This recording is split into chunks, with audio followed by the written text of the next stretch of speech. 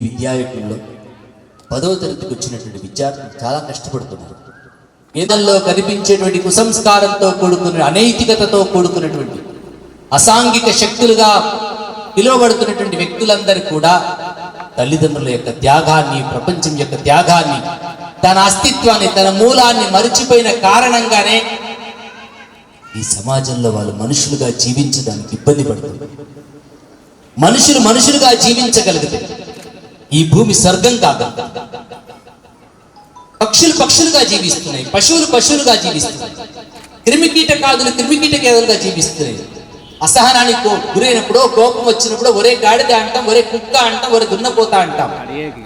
బాధపడుతూ ఎప్పుడు కూడా కుక్కలు కానీ, దున్నపోతులు కానీ, కాకులు కానీ, గద్దలు కానీ ఎప్పుడు వాడి ధర్మాన్ని అవి తప్పలేదు. దురదృష్టం ఏంటంటే అవి ఎప్పుడు గుడికి వెళ్ళలేదు, బడికి వెళ్ళలేదు, పుస్తకాలు చదవలేదు. వాటికి ఏమి డిగ్రీలు లేవు, వాటికి కోర్టులు లేవు, పోలీసులు అంతకంటే లేవు. గుడికి వెళ్తున్న మనిషి, బడికి వెళ్తున్న మనిషి, డిగ్రీలున్న మనిషి, ఇతిహాసాలున్న మనిషి, గురువులున్నటువంటి మనిషి, ఒక పరంపర చరిత్ర కలిగినటువంటి మనిషిగా జీవించలేదు. మన చదువులలో హీనమైనటువంటి సంస్కారం కారణంగానో, సంస్కారం లేని కారణంగానో, సభ్యత లేని కారణంగానో, నైతిక జీవనం లేని కారణంగానో, మానవీయ మూర్తిమత్వం లోపించిన కారణంగానో డిగ్రీ ఉన్నాయి, మనిషి పాస్ అవుతున్నాడు తప్ప జీవితంలో పాస్ కాదు.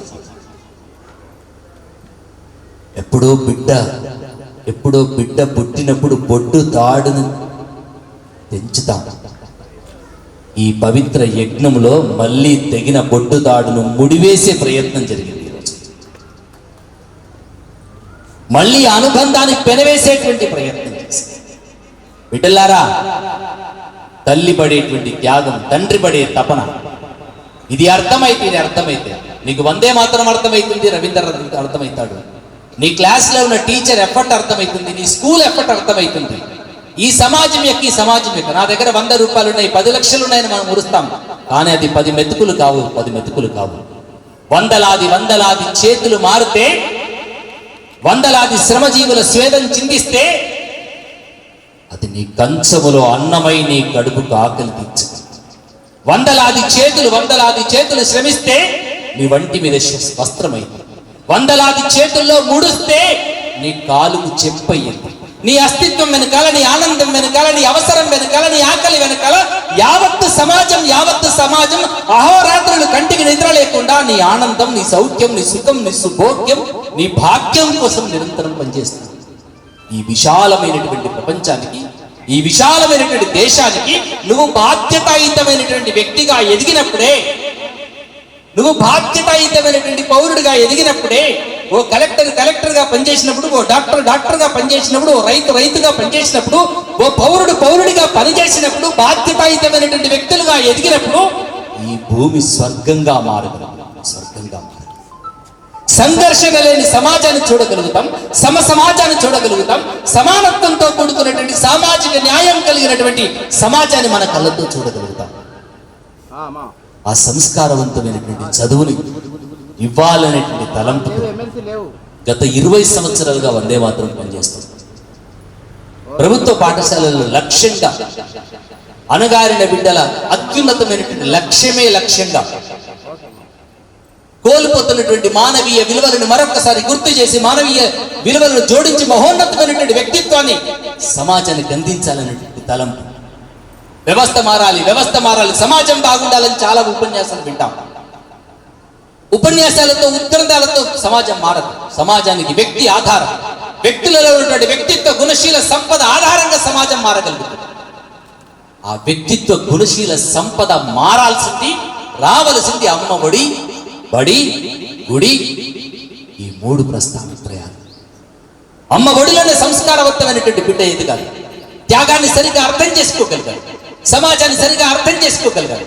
బిడ్డ ఎప్పుడు కూడా నా జీవితంలో నిన్ను కన్న కారణంగా తలదించుకొని నిలబడకూడదు. పలానాయన బిడ్డ, పలానాయన కొడుకు అని చెప్పి సమాజం అంతా కూడా సగౌరవంగా తలెత్తుకొని నిలబడేటువంటి కొడుకుగా, బిడ్డగా నువ్వు ఎదగాలని చెప్పేసి ఆదర్శాలని, ఆశయాలని, అభ్యుదయాలని అమ్మ ఒడిలో ఏ తల్లి అయితే అందిస్తుందో ఆ బిడ్డ ఆకాశమే హద్దుగా దూసుకుపోవడానికి అవకాశం ఉంటుంది. అక్షరాలు నేర్చుకున్నంత మాత్రాన చదువు కాదు. ప్రతి బిడ్డలో జ్ఞానం ఉంది. జ్ఞానం లేని బిడ్డ ఈ ప్రపంచంలో లేడు. ఆ నిద్రాణమైనటువంటి జ్ఞానానికి, ఆదర్శాన్ని, సామాజిక బాధ్యతని, వ్యక్తిత్వాన్ని, పూర్ణమైనటువంటి మానవీయ విలువలను జోడించాల్సినటువంటి బడి ఆటలకు పరిమితమైంది, పరీక్షలకు పరిమితమైంది. వాడు పరీక్షలో పాస్ అవుతున్నాడు, నీట్ జేఈ మెయిన్స్ లో క్వాలిఫై అవుతున్నాడు, ఐఐటీలో ఊరేసుకుంటున్నాడు. జీవితంలో నిలబడలేకపోతున్నాడు. జీవితంలో నిలబడడానికి కావలసిన మానసిక ధైర్యాన్ని, జీవన నైపుణ్యాన్ని అందించాల్సినటువంటి అవసరం ఉంది. పాఠం ఎలా నేర్చుకోవాలో, తరగతి గదిలో ఎలా వ్యవహరించాలో, తరగతి గదిలో ఏ రకమైనటువంటి స్థితప్రజ్ఞతతో పిల్లవాడు ఉండాలో అమ్మ నాన్న నేర్పగలరు. నువ్విచ్చిన ఆదర్శం, నువ్విచ్చిన అభ్యుదయం, నువ్విచ్చిన సంస్కారం, నువ్వు నేర్పిన సభ్యత పిల్లవాడు తరగతి గదిలో అభివ్యక్తీకరణ చేస్తుంది. కొద్దిమంది పిల్లలు చూస్తుంటే భయం వేస్తుంది, వీడు పెరిగి ఏమైతాడమ్మా. ఆ పెంచిన తీరు, ఆ సంస్కారం. మీరు సమాజంలో కనిపించేటువంటి అకతాయిలందరూ కూడా ఆకాశం నుంచి ఊడిపడ్డ వాళ్ళు కాదు. ఆడపిల్లలు ఏడిపించే వాళ్ళందరూ కూడా ఆకాశం నుంచి ఊడిపడ్డ వాళ్ళు కాదు. అమ్మాయిల మీద యాసిడ్ పోసే వాళ్ళు, ఇబ్బందికరమైనటువంటి ప్రవర్తనతో వ్యవహరించేటువంటి వ్యక్తులందరూ కూడా ఆకాశం నుంచి ఊడిపడ్డ వాళ్ళు కాదు. ఒక అమ్మ ఒడి నుంచి ఎదిగి సమాజానికి వచ్చినటువంటి వాళ్ళే. మనం మన బిడ్డలకు నేర్పించాల్సిన చదువు, వైద్యము లేక, ఆకలితో అన్నము లేక, వస్త్రము లేక, అసమానతలతో, సంఘర్షణతో, పేదరికంతో కొట్టుమిట్టాడుతున్నటువంటి సమాజాన్ని చూసి ఈ సమాజం యొక్క అస్తిత్వాన్ని, ఆత్మగౌరవాన్ని నిలబెట్టేటువంటి రీతిలోని చదువు కొనసాగగలుగుతుందా? ప్లీజ్ తప్పుగా అనుకోకూడదు. తింటున్న వాళ్ళందరూ బతికినట్టు కాదు, గంభీరంగా అర్థం చేసుకోవాలి. నడుస్తున్న వాళ్ళందరూ బతికినట్టు కాదు, బట్టలు వేసుకొని మాట్లాడుతున్న నేతో సహా నేను బతికినట్టు కాదు. బతుకున్న వాళ్ళు ఎవ్వరూ బతికినట్టు కాదు. ఎవరైతే గతించిన తర్వాత తన ఘన కార్యాల వల్ల, తన ప్రయత్నం వల్ల, తన పరితాపం వల్ల, తన సంవేదన వల్ల, తన ఆదర్శం వల్ల, తన ఆశయం వల్ల ఈ సమాజాన్ని గతించిన తర్వాత కూడా ప్రేరేపించగలిగినటువంటి, ఆదర్శాన్ని ఇవ్వగలిగినటువంటి వాళ్ళు మాత్రమే బతికినట్టు, వాళ్ళు మాత్రమే ఆదర్శవంతులు, వాళ్ళు మాత్రమే అమరత్వాన్ని పొందిన వాళ్ళు. నువ్వు ఎంతకాలం బతికవనేది ప్రామాణికం కాదు, నువ్వు ఎంత సంపాదించావనేది ప్రామాణికం కాదు, ఎంత గొప్పగా జీవించగలిగావు, గతించిన తర్వాత కూడా ఎన్ని సంవత్సరాలు సమాజాన్ని ప్రభావితం చేయగలిగినటువంటి ఒక చారిత్రాత్మకమైనటువంటి బిడ్డని ఈ సమాజానికి నువ్వు ఇవ్వగలుగుతావా? ఒక ఇతిహాసాన్ని మార్చగలిగినటువంటి బిడ్డను ఈ సమాజానికి ఇవ్వగలుగుతావా?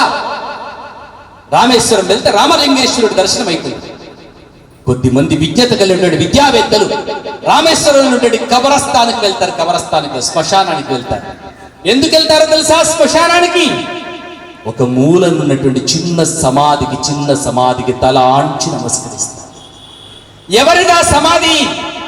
భారతమాతకి కిరీటమైనటువంటి, భక్తమైనటువంటి స్థితిలో రామేశ్వరంలో పుట్టి చేపలు పట్టుకున్నటువంటి కుటుంబం నుంచి పచ్చి చేపల గంప నెత్తిన పెట్టుకుని అమ్ముకున్న బిడ్డ, పేపర్ వేసుకొని చదువుకున్న బిడ్డ, దేశమాతకు కిరీటంగా మారినటువంటి డాక్టర్ ఏపీజే అబ్దుల్ కలాం గారిని కన్న తల్లి ఐషమ్మ సమాధి అది.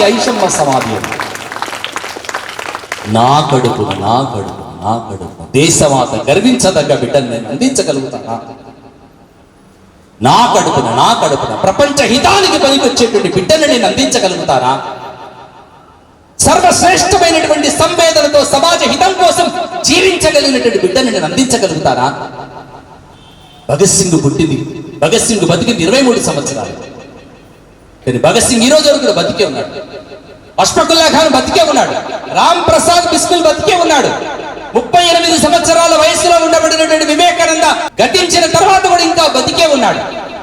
నేతాజీ సుభాష్ చంద్రబోస్ బతికే ఉన్నాడు. ఎవరైతే సమాజ హితం కోసం జీవిస్తారు, సమాజం యొక్క సర్వాంగీణ ఉన్నతి కోసం జీవిస్తారు, వారు సర్వకాలాల యందు జీవిస్తారు. అలాంటి శ్రేష్టమైన సమాజాన్ని నిర్మాణం చేయాలంటే మీ ఒడే మొదటి పడి. దయచేసి బిడ్డల్ని జాగ్రత్తగా పెంచాలి.